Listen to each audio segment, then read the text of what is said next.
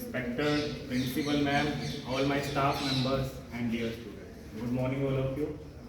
जैसे कि आप सभी को पता है कि हम सब अब नई सीरीज स्टार्ट कर रहे हैं। उस सीरीज में हमारा डेली का जो टॉपिक होगा वो एक आर्ट सेक्शन से होगा और एक साइंस सेक्शन से होगा। तो आज हम साइंस के उस टॉपिक के बारे में बात करेंगे जिसके बिना हमारा अस्तित्व नहीं है। मतलब वो एक कॉमन चीज़ है, वो प्लांट्स में भी होगी, वो एनिमल्स में भी होगी। क्लियर? तो उस टॉपिक का नाम है सेल, जिसको बोलते हैं कोशिका।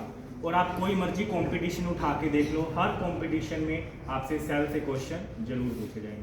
तो अपन ट्राई करेंगे कि अपन अच्छे लेवल पे क्या कर सकें, आपकी बेसिक जो सेल के बारे में जानकारी है उसको गेन कर सकें।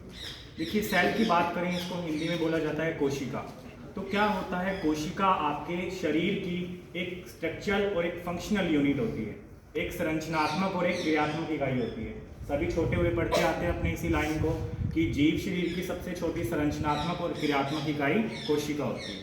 अब अगर अपन बात करें कि जीव शरीर क्या है, जीव क्या है, आपने देखा होगा कि कोई भी अपन दो कैटेगरीज पढ़ते हैं, लिविंग एंड नॉन लिविंग, सजीव और निर्जीव। तो ऐसे जीव जिनमें लाइफ साइकिल पाया जाता है, जिनमें रेस्पिरेशन है, श्वसन है, उनकी बेसिक मूवमेंट है, गतियां हैं, वो तो क्या होते हैं, सजीव। और जिनमें कुछ भी नहीं है, एक जगह पे स्थिर है, जैसे अपना ये लेक्चर स्टैंड है, आपके टेबल्स हैं, एक जगह पे स्टेबल है, तो ये क्या हुए, नॉन लिविंग।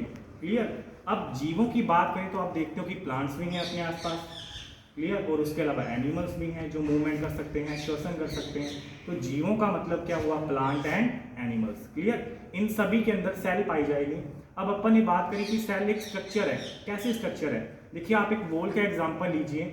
जैसे दीवार की एक सिंगल यूनिट होती है, उसकी एक ईंट, अपन ने पहले भी इस टॉपिक पे डिस्कस किया हुआ है कई बच्चों के साथ। तो जैसे एक सिंगल ईंट, एक एक ईंट जुड़कर क्या बनाती है, एक दीवार की, एक वॉल की स्ट्रक्चर बनाती है, वैसे ही एक सिंगल सेल पूरी मिलकर क्या बनाती है, प्लांट की बॉडी बनाती है, ह्यूमन की बॉडी बनाती है, ऑर्गेनिज्म की बॉडी बनाती है। क्लियर? अब जैसे एक वॉल का निर्माण हुआ, एक दीवार बनी ईंटों से जुड़कर, उस दीवार से फिर क्या हुआ, आपकी पूरी एक रूम बन गया, और उस रूम ने अपना फंक्शन क्या किया, प्रोटेक्शन का। आपको जो भी एनवायरमेंटल की कंडीशंस हैं उन सभी से आपको प्रोटेक्ट करेगा, कोई ना कोई काम करेगा। वैसे ही ह्यूमन बॉडी के अंदर क्या होता है, प्लांट बॉडी के अंदर जब सेल्स आपस में मिलती हैं तो किसकी फॉर्मेशन करती हैं, टिश्यू की, जिसको बोलते हैं उत्तक। सभी ने सुने हुए हैं, ऐसा कोई तो नहीं है जिन्होंने ये नाम ही ना सुने हो कि कोशिका क्या होती है, उत्तक क्या होता है। समझ आ रहा है? तो क्या होते हैं, उत्तक मिलकर आगे क्या बनाते हैं, अंग बनाते हैं। जैसे आपका क्या है, आपकी आईज है, नोज है ना, पूरी बॉडी के ऑर्गन्स है अपने, और उनसे मिलकर क्या बनता है, आपका सिस्टम, जिसको बोलते हैं तंत्र। अब जैसे आप बात करते हो पाचन तंत्र, डाइजेस्टिव सिस्टम की बात करें तो आपको पता है कि पाचन तंत्र में भी बहुत सारे ऑर्गन शामिल है ना। और आपकी पूरी बॉडी के अंदर भी क्या है, अ ग्रुप ऑफ सिस्टम, तंत्रों का प्रकार है। सभी को पता होगा, पाचन तंत्र होता है अपने, श्वसन तंत्र होता है, उत्सर्जन तंत्र होता है, ये बॉडी के क्या होते हैं, सिस्टम्स होते हैं। तो इस तरह से क्या हुआ, अब जब ये आपकी सेल्स जुड़ेंगी तो किसी न किसी फंक्शन को परफॉर्म करेंगी। आपकी डाइजेस्टिव सिस्टम में, पाचन तंत्र में जो आपके अंग पाए जा रहे हैं, जो सेल्स पाई जा रही हैं, वो भोजन को पचाने का काम करेंगी। क्लियर? तो इस तरह से सेल ने क्या किया, आपकी बॉडी की स्ट्रक्चर भी बना दी और आपका क्या कर दिया, फंक्शन भी परफॉर्म कर दिया।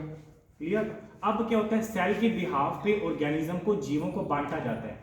एक ऐसे जीव होते हैं जिनकी बॉडी में क्या होगी, सिर्फ एक ही कोशिका होगी। उस दिन अपन ने बैक्टीरिया की बात करी थी, तो क्या बोला था कि बैक्टीरिया को अपने नॉर्मल आई से नहीं देख सकते, नॉर्मल आंखों से नहीं देख सकते। क्यों? क्योंकि उसके शरीर में सिर्फ एक ही कोशिका है। क्लियर?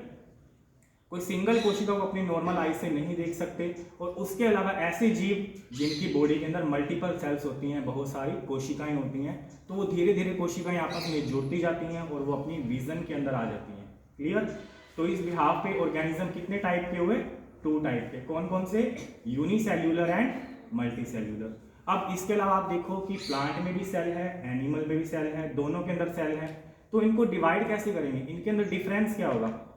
जो प्लांट होते हैं उनमें सेल के ऊपर एक हार्ड लेयर प्रेजेंट होती है। क्यों? क्योंकि उनको क्या करना है, एनवायरनमेंट की कंडीशन से फाइट करनी है। क्लियर? तो वो जो लेयर होती है उसको बोलते हैं सेल वॉल, जिसको हिंदी में बोला जाता है कोशिका भित्ति। जैसे वॉल हार्ड होती है, वैसे ही सेल के ऊपर की आउटर मेम्ब्रेन जो क्या होगी, काफी हार्ड होगी, क्या कहलाएगी, सेल वॉल कहलाएगी या कोशिका भित्ति। और किसमें प्रेजेंट होगी, किसमें प्रेजेंट होगी?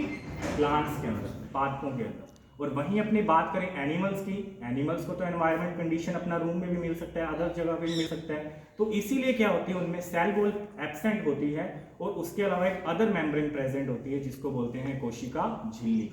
तो बात समझ में आई? अगर एनिमल्स की बात करें उनमें क्या होगी, सबसे सेल के ऊपर की आउटर लेयर जो होगी वो कोशिका झिल्ली होगी और पादपों में जो होगी उसके ऊपर कोशिका भित्ति होगी। इसके अलावा आप सभी ने सुना हुआ है कि पादपों में छोटी क्लासेस में हरित लवक प्रेजेंट होता है ना, जो क्या करते हैं अपना फूड खुद बनाते हैं। इसी वजह से प्लांट को एनिमल से अलग करते हैं। नॉर्मल सी बात है कि अपन क्या करते हैं, एनवायरनमेंट से फूड लेकर उसको पकाकर खा सकते हैं, लेकिन अपने फूड का सिंथेसिस खुद नहीं कर सकते। लेकिन आपको पता है कि प्लांट्स में एक होता है कि प्लांट्स के अंदर क्या होता है, हरित लवक प्रेजेंट होता है। ये हरित लवक क्या करता है, आपके प्रकाश संश्लेषण की क्रिया करता है ना, और क्या करता है, फूड बनाता है। तो ये बेसिक फर्क होते हैं प्लांट सेल में, एनिमल सेल में। सेल क्या होती है सभी को समझ में आया? तो इसी की कड़ी में आपको पता है कि सेल के अंदर क्या होते हैं, अदर अंग होते हैं, ऑर्गन्स होते हैं। जैसे आपको पता है कि आपने सुना होगा माइटोकॉन्ड्रिया आपकी सेल में प्रेजेंट होगा, है ना। आपकी बॉडी में गोल्जी बॉडी प्रेजेंट होगी, गोल्जी का प्रेजेंट होता है। आपने सुना होगा अंतःपृथ्वी जालिका, एंडोप्लाज्मिक रेटिकुलम। तो ये सारे आपके सेल के पार्ट होते हैं और वो सेल किसके अंदर है, बॉडी के अंदर। इसीलिए क्या है, ये सब आपकी बॉडी के भी पार्ट है। तो आगे आने वाली क्लासेज में अपन डेली रूटीन में ये चीज़ें डिस्कस करेंगे और आपसे भी रिक्वेस्ट है कि कोई भी इन क्लासेस को मिस ना करें, क्योंकि ये एक ऐसी चीज़ें हैं, अब आप इसके बारे में सुन रहे हो, जब आप अपने लेवल पे कंपटीशन प्रिपेयर करोगे उस टाइम जब आप इनको रिवाइज करोगे तो आपको क्या होगा, अच्छे से पहले से सुना हुआ होगा तो अच्छे से समझ में आएगा। Okay, thank you so much.